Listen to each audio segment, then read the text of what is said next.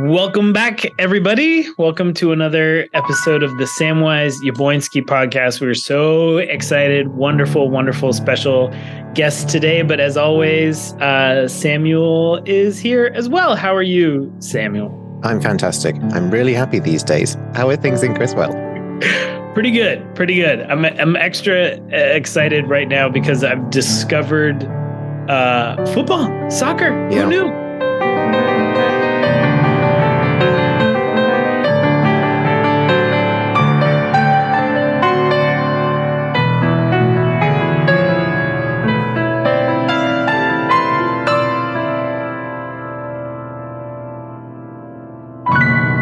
It's a beautiful sport to watch, and the World Cup is still unfolding and is super fascinating. And I got to say, I was a little silly American up until maybe a week or two ago. And, I had never really sat down and given soccer a full shake. And it's a really relaxing game until it's not. Like you're watching it, it's almost like the ocean going back and forth. And then all of a sudden, it gets all exciting. And then something, wonderful might happen or not. And then it goes back to this like ocean back and forth. And I don't know, I've been really into it. And my 15-year-old and I have been watching a bunch. And that's a long way of saying it's even more appropriate because of our wonderful guest who is up to her nose in football, I believe, because of her. They're very active in the town soccer, but more so has been the driving force behind our comprehensive sexuality education program and our RE, the backbone of our family ministry and RE program.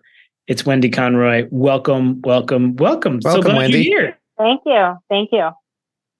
Good to be here. And I just want to say I was a soccer player from the age of 8 until into my 40s. Played in a women co-ed league and women's leagues all around Boston and et cetera. So would still play if I wasn't too injured from playing for so many years. Yeah. So huge soccer fan. Wow. And your husband too, right? Charlie grew up in Ireland, right? So he grew up playing soccer and rugby just like as a kind of everyday thing. And Charlie and I started on the soccer board for Belmont Second Soccer when our kids were little. And then I kind of did a 3-year term and moved on to other stuff. And he stayed on the soccer board for a number of years. Yeah. Yeah. So, And we are a soccer family. Watching it too now? I quite enjoy watching it. It's pretty much the only sport I'll watch rugby too. But, it's one of my favorite sports. I am a fan of all the women's soccer as well. Yeah. And if you're a soccer fan in America, you were getting far more joy from the women's teams for a long time than from the men. So went to the World Cup in '99 when it was here, and hope to go to another one, to the Women's World Cup. Yeah. Hope to go to another women's.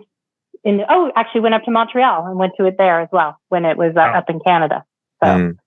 So fascinating. Yeah. Well, it's been a fun addition to the holiday season this year. It was way better on Thanksgiving than football, American football. I'll tell you that. I know. There was a point where there was football, and I've been a football fan, American football fan for a long time too. And there was a point where a World Cup game was on and football was on, and I was watching the World Cup games. It was wild. I was like, who am I? What is this? We had the fight between the dog show and the World Cup. So we had to flip between the dog show and because that's about the only thing that's going to beat out soccer in our house is animals. So we had to flip between the two. That was our household fight. Uh-huh. Yeah. So tell me about how you all found First Church. How did it begin? How did you land with us many years ago? So I had heard about the OWL program before I was even at First Church. I had a friend from grad school who had been brought up UU. So I went to undergrad in California at UC San Diego and worked in their sexual health and sexual assault prevention programs as a student. Wow. Then worked at Planned Parenthood afterwards when I graduated for a few years before going to grad school to get a public health degree from Michigan, go blue. And at Michigan, met a friend who was UU, and we were talking about my Planned Parenthood work, and she mentioned this program she had grown up with called, at that time it was called About Your Sexuality, AYS. Oh, yeah. But they changed it to OWL at some point.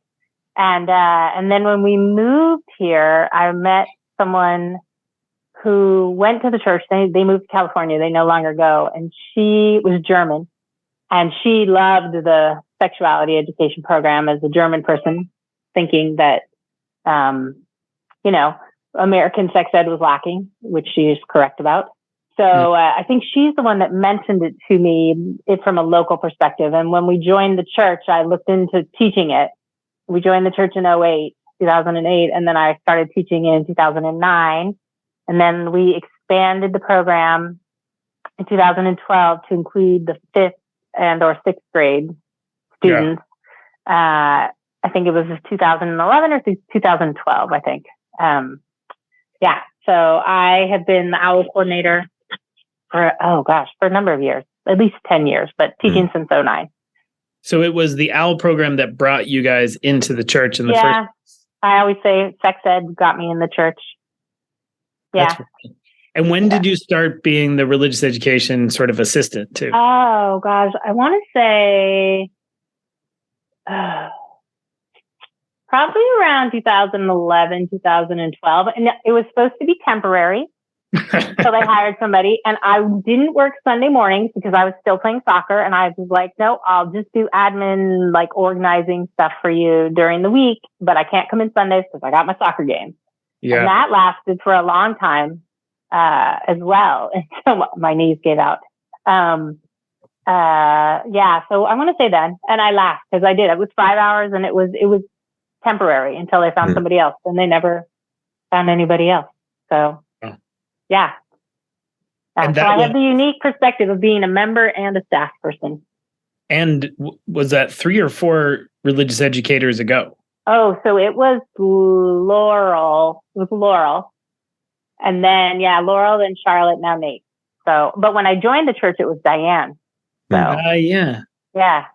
I don't know so Diane was also a religious educator, my first religious educator that I worked for as a volunteer at the Arlington Street Church, where I was already in seminary doing comparative religion, and she gave me a room full of 7th and 8th graders and told me to teach them the Bible. Ooh. No curriculum, nothing. But of course, this is what I was studying. And so it was more of a vote of confidence in the fact that I could figure out something compelling for 7th and 8th graders. Mm-hmm. And there was one moment where I had a huge mural out, and I was reading them the book of Revelations, and they were drawing 7-headed dragons. And it was wild. It was really fun. So before we go back into the sexuality education, just a tiny little moment. I am so grateful. I think I've worked with different configurations of religious educators before, but there's something really special about the team of you and Nate right now. I mean, partially because it seems like you could be cousins, right? Or siblings. Yeah. We call my girls call him Uncle Nate. Yeah, he has the red hair. Yeah. So that's very sweet. But also I think more deeply, there's a real beautiful balance between, obviously, between the kind of creativity and the sort of wisdom that he brings, and then all of the kind of clarity, organization, and sort of the kind of the connection to families, I think, that you bring in a really beautiful way. So maybe just say a little bit about what it is like so far, this collaboration with Nate. I think you described it well. Like, I think we complement each other well. And that's not to say that he's not organized in his own way and I'm not creative in my own way, but I think 100%. I joke with him that he's I hate arts and crafts, detest them with every fiber of my being, right? Oh, that's funny. I'm like, Nate, you're the arts and crafts guy. Like, you're the creative guy. And then I'm the let's make it work. I'm going to be the person to think out the logistics. And, we'll kind of go at it that way, which is helpful. And I think we we have a lot of shared interests and we have a similar sense of humor, which is really important. Well, and the logistics, and I think one of the things I most appreciate about you on the team too is you understand people on a very deep level. You understand the system of our families, you understand the individual personalities, and I've 4 years in have been so grateful for the ways in which you've sort of helped us connect with and cultivate all the families that we have. And that's huge, being able to navigate that. And both as a, father with 3 kids in the program, the way that you reach out to the families, the way you have that communication loop is really helpful and really effective, especially now when so many churches are just hemorrhaging families. The fact that we have this kind of connected, thriving program is really a testament to both of you and how you've been working so hard and so well together. So anyway, thank you. I guess having been a parent going through Belmont and living at the church and other things, you kind of just do, well, what would I want to know? How would I like that information? Yeah. Like I can see that family struggling, my family struggles. How can I help them? That kind of stuff. So, well, and that's a good segue too into the OWL program that we have now. And so for anybody who knows very little about it, could you say a little bit about what we do and why, and then we'll sort of dig into this moment and what comes next? So OWL stands for Our Whole Lives. My children, for the longest time, thought I was teaching about birds, literally, thought I was going to talk about birds on Sunday evenings. And then when they found out that it was actually sex ed, they were horrified. I think they would have preferred if it had been birds. Oh. Being the child of an OWL teacher brings its own special joy for the children. Yeah. But I just have to tell, very funny, my older daughter's at Tufts University, and she was talking to one of her suite mates. And she finds out, she says something to me about OWL, and he's in the room and he goes, "Hold on, OWL?" He's like, "You took OWL?" And she goes, "My mom is the OWL teacher." And he goes, No, I'm a UU. I took OWL. He's like, "Wait, your mom was the OWL teacher?" Oh God. I was she was like, "Oh my God, Mom, it follows me even to college." But, so OWL stands for Our Whole Lives, and it is a curriculum that was designed by the UU and the United Church of Christ churches together. They hired a whole bunch of professional sexuality education educators, public health, social workers, all that kind of stuff, to put together this comprehensive, progressive sexuality education program. They periodically update it, and it's basically used all around the country, probably even in Canada as well, in both church settings and non-church settings. So, for instance, I had 2 kids who took it with me, and their mom works at Arlington Community Ed, and she loved it so much she started it over at Arlington Community Education. So they offer a program, which I've taught sometimes as well, there, just to the school kids of Arlington. Wow.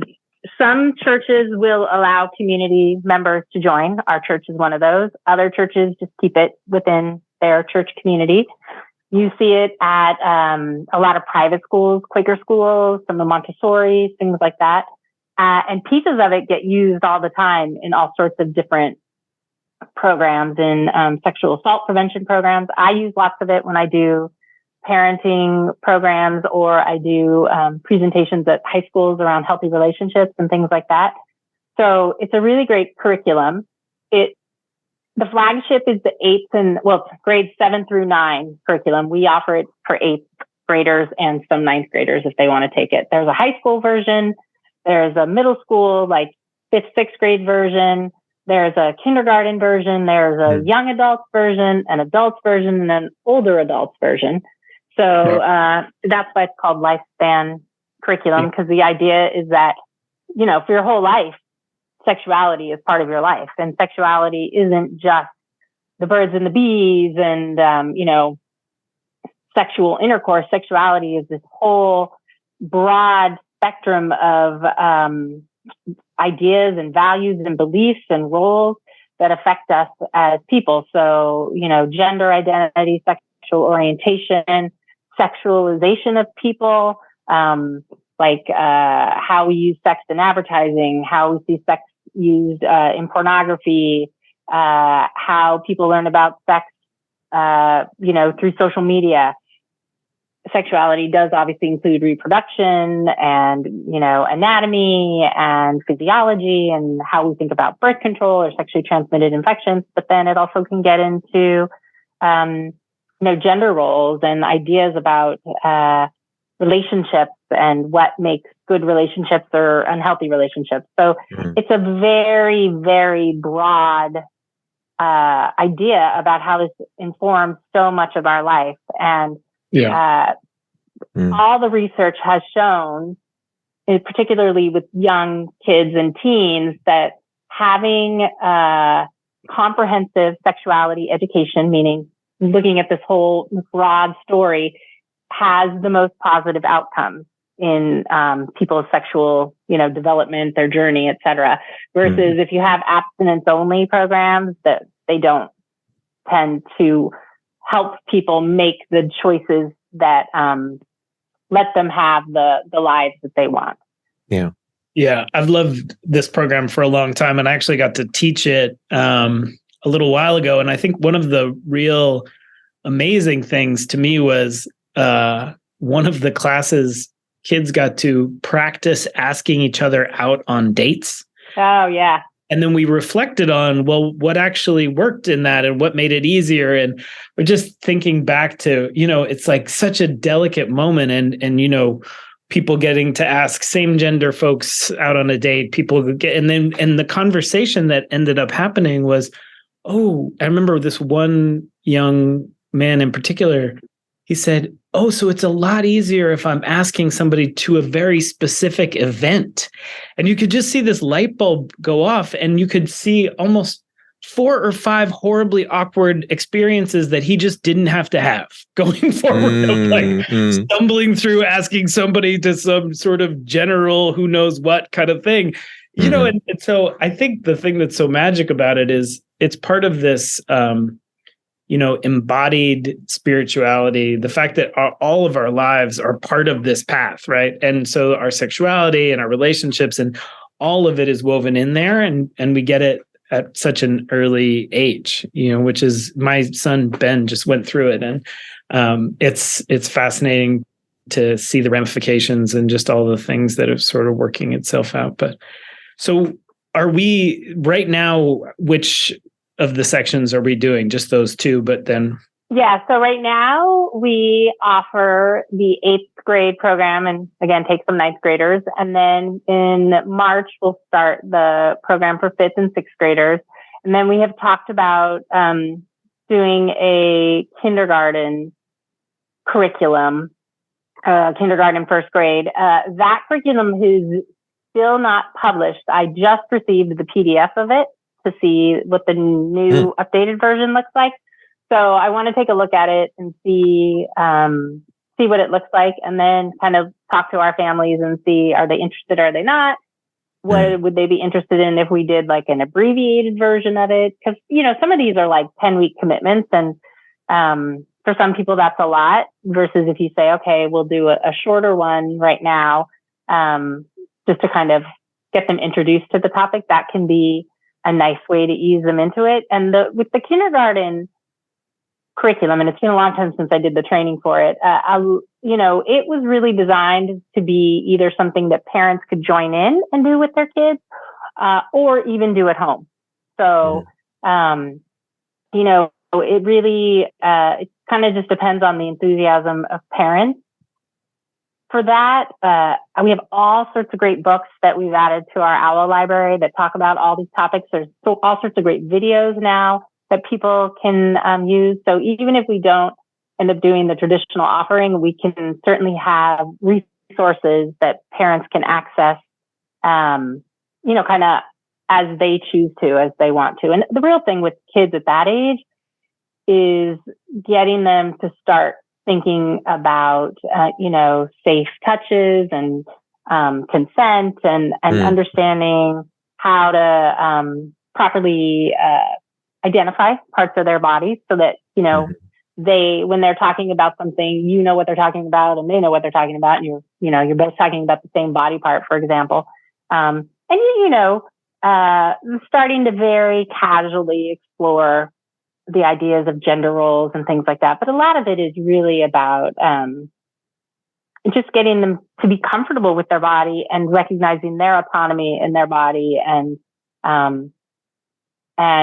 feeling comfortable about that. Because when you start to get to the 5th and 6th grade and you're seeing puberty happen, and you're seeing them kind of shift away from the family more to the peers, that's when you start to really want kids to have in place a comfort level, if possible, and values to help them kind of navigate what's coming, right? Because they're going to start getting a lot of information, much of it inaccurate. They're going to start getting a lot of pressure from peers, some of it good peer pressure and some of it not good peer pressure. And their body will be changing at the same time, not just hormonally, but neurologically. They found out that there's so much going on in brain development that's interacting with our hormones. So when you talk about puberty, you can't just say it's the hormones anymore. It's also the brain development, which is significant up until into their 20s, right? Yeah. So it's helping to give them a foundation so that as they kind of start to have to navigate these much more serious or life-altering changes to their physical being, they have, some of the tools to do that, or they know where to go to get those tools. Like I spend a lot of time saying to them, I got this information from Planned Parenthood, or I got this information from the Trevor Project, or, advocates for youth advocates for sexuality, or, whatever my resource is. So, because my feeling is kind of the content is great and I want them to get it and want them to ask me questions. But what I really want is for them to know how to get that accurate content going forward. So I will look for TikTok references. I'll look for Instagram references, that kind of stuff, so that they can access it in a way that is useful. And we've had over the years a lot more requests for information on mental health. So we now talk about that, even though that's not in the official OWL curriculum. We'll spend some time talking about mental health issues, eating disorders, cutting, anxiety, depression, that kind of stuff. Because you start to see it pop up when they get into middle school, particularly the 7th, 8th, and 9th years. Yeah. Even now in elementary school, Oh, well, yeah. One of the things that I like most, we've started a couple times in the parent orientation sessions. Sometimes I forget. Oh, it was in a little flyer called "Be an Askable Parent," I think. Yeah. It was talking about how, as parents, we're the primary sexuality educators, but that they're kind of all the time, or children, really everybody, but especially the children, all the time learning about intimacy, learning about connection, learning about relationships just by watching us. And by, somebody was saying, not just the words that you say, but the music behind the words that you say. So if you're saying, you can tell me anything, you can ask me anything, but the music is, I'm absolutely terrified of this conversation. Please do not say another word. That's part of what they're hearing. And I think especially many of our folks, as you use, like really want to be progressive, really want to be an askable parent, really want to have a kind of open relationship with their kids. And sometimes once kids might, actually ask us questions, sometimes you can kind of clamp up. And I think the parent education piece is super helpful as well. And having a community of parents to kind of move through all of this with. I wonder. Go ahead. I was just going to say, I like when you talk to people about being an askable parent, everyone dreads like where do babies come from, or what, I heard this on the bus. What does it mean? But really, what you want to be doing is talking as much as you can about values. Right. And so, I always like to do it by, we're watching a TV show together and wow, that relationship doesn't look very healthy to me. and, say, hey, what do you think of that? Like, that seems like that would hurt my feelings if that was me. What do you think of it? So, or a song comes on and I'm like, oh, I really like this song. And I love that this young woman is singing about feeling strong, or, whatever it is.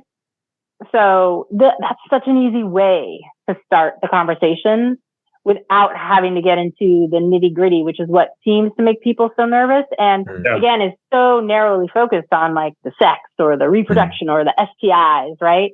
Right. And it's such a much broader conversation, or gender roles, right? Or sexual orientation or gender identity, just, topics that don't necessarily to every parent feel so stressful, as the actual like reproduction biology piece, which seems to trip up a lot of parents, because honestly, you can buy books for those. Right. And you can say to your kid, like, hey, why don't, you had a question about it. Here's this great book. Why don't you read up on it and then we can talk about it? And the book may be enough for them at that point, but for them to know that you are talking to them about, in our family, this is what we believe. In our family, we support this. And, that's where I really like to get parents to start talking. And there's all sorts of great tools to do all this stuff anyways. Planned Parenthood has an amazing resource where you literally can put in like, my kid asked this question. What are some suggested answers? Wow. So that's fantastic. Yeah. So there's all sorts of amazing resources out there. And I like to steer parents to them. We give them a very healthy resource spreadsheet. Yeah. Like divided by topic. So they have many, many choices if they want to go down the rabbit hole. Mm-hmm. Yeah, it's super fascinating. I'm so glad we do it. And incredible that we're starting the adult owl this year too, right? Yes, there is going to be I believe it's 4 sessions. I've just been on the periphery of this because it's happening exactly when I'm doing the 8th and 9th grade. But Rand, current Morgan, will be leading it. And Rand worked at Planned Parenthood for a number of years. And I believe it is 4 Sundays, starting in January. So I'm bummed that I won't get to sit in on it and see it in action.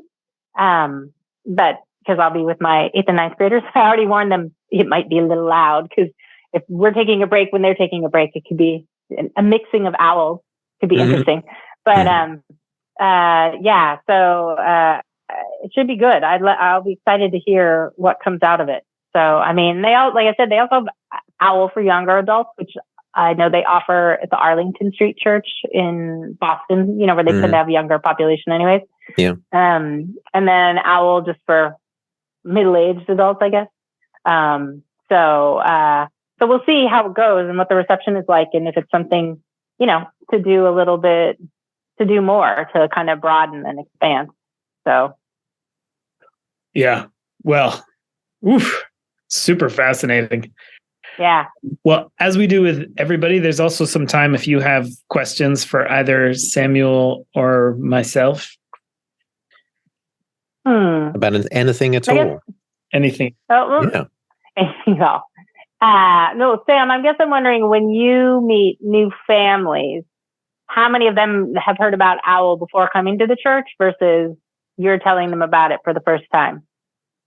I tend to notice that people who have heard of Owl are specifically interested in coming to the church for Owl. So, sometimes if I'm, if we got our church booth out on Town Day or something, I'll get parents coming up to me and saying, do you guys do Owl? Or I heard about you guys do Owl, how do we sign up, kind of thing. So there are people who are informed about Owl. But I think the average sort of family just coming in to because they're church shopping often don't know what Owl is. Yeah. Or they have little kids, so they haven't thought that far ahead. Yeah. Yeah, maybe it's that. Yeah. Well, a huge gratitude to both you and what you were saying too before about the curriculum. I mean, people might not know, but you and also Rick Hawkins, who's been a long time collaborator with you on this. Yes. And I want to say Siobhan O'Neill, Clifford Bachman, Stefan Frank, they've all been teachers with me too for many years in the past. And they were really good at helping us keep the curriculum, kind of relevant and updated while we were waiting for the OWL powers that be to update it. And I actually worked with a student at Tufts to kind of make sure our language was still updated. And some of the, there was one scenario where they said the World Wide Web instead of like saying online. And we were like, let's change it. And OWL, I think the OWL publishers and the, UUA and the UCC OWL coordinators have done, they're very good at updating as they can, but it's also a matter of resources and, and they have a large lifespan curriculum that they're keeping an eye on. So I imagine it sometimes feels like whack-a-mole. Okay, I fixed this one. Now let me go to that. I think it's stuff. So, which is, sort of makes sense. I mean, it's what it's like because everything's changing so quickly. So. Yeah. And I will say, if people are interested in any of the resources we use, they can just send us an email at owl@uubelmont.org, and I'm happy to send them. Yeah. owl@uubelmont.org. Yeah. Happy to send them the resources, and they can find out about the programs and the different topics we cover on the website. Ryan did a great job of updating all that. So, and we, there's teacher trainings too, and there's all sorts of opportunities for people to participate in.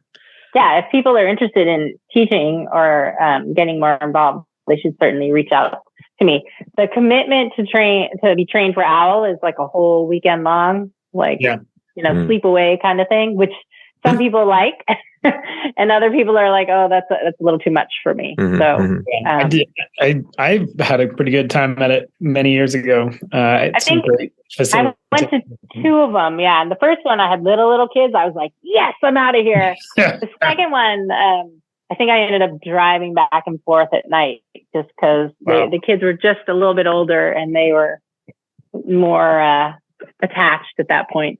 So but. Some people really enjoy it. And I think there's even, for a while, they were doing some online offerings. And I don't know, because of the pandemic, I don't know. I'd have to look to see if they're continuing that. But Well, thank you so much for all of OWL, but then also for everything you're building and doing with Nate, for all of our families. You're really an incredible gift to the whole community. So thank you. I enjoy it a lot. To dip a toe into youth mental health crisis in a little while. Oh yeah, we can definitely. This was a great beginning. That'll be a big topic too. Yeah. All right. So. Thanks for coming on. Okay. Thanks, always, Wendy. Thank you, Samuel. Wonderful to see you all. And thank you, everybody, for listening. Be on the lookout. More episodes coming soon. I think we have a couple more this season, and then we'll take a tiny break, and then we'll come to you back in the spring. But thanks so much, and wonderful to have you, Wendy. And thanks as always, Samuel.